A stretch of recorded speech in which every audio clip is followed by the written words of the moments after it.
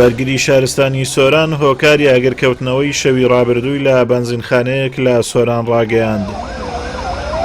دەڵێت خاوەنی بەنزینخانەکە بڕی 30,000 لتر بەنزینی چلخولەک پێش ڕووداوەکە بۆ هاتووە کە بۆتە هۆکاری دروستبوونی غازێکی زۆر لە نێو خەزانەکە. هەروەها بوونی کامیرای چاودێری لە ناوژووری خەزانەکانی سوتەمەنی بە هۆکاری سەرەکی ئاگرکەوتنەوەکە دادەنرێت.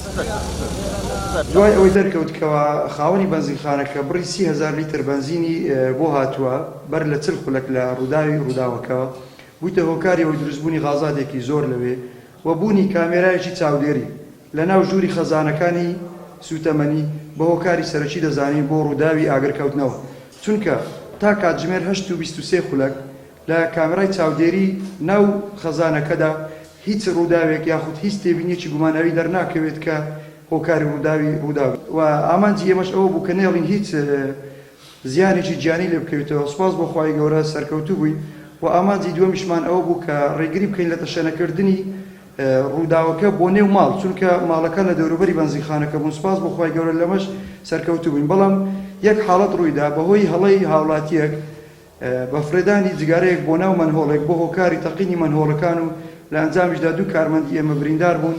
سوپاس بۆ خوای گەورە ئێستا ئەوانیش تەندروستیان باشە. زۆرێک لە بەنزینخانەکانی ئیدارەی سۆران لە نێو ئاوەدانی و ناو ماڵانن کە ئەمەش لە ڕووداوی هاوچێوە مەترسی بۆ سەرژیانی هاوڵاتیان دروست دەکات. سەرپەرشتیاری ئیدارەی سۆرانیش دەڵێت دەبێت لێپێچینەوەی توند بەرامبەر ئەو بەنزینخانانە بگرینە بەر کە لە نێو ماڵانن بۆ ئەوەی ڕێکارەکانی سەلامەتی پەیڕەو بکەن و پابەندی ڕێنماییەکانی بەرگری شارستانی بن. ڕێکاری تون بگرینە بەر بەرامبەر هەموو ئەو بەنزیخانانەی کە دەکەونە ناو سنتەری شارەکان بۆ ئەوەی بە تەواوی پابەندی ڕێنماییەکانی بەرگری شارستانی بن بۆ ئەوەی ئەو کارانە دووبارە نەبنەوە بە دڵنیاییەوە دەبێت لە شوێنێک کەم و کوڕێک هەبێتن کە ئەو حاڵەتانە دروست دەبێتن.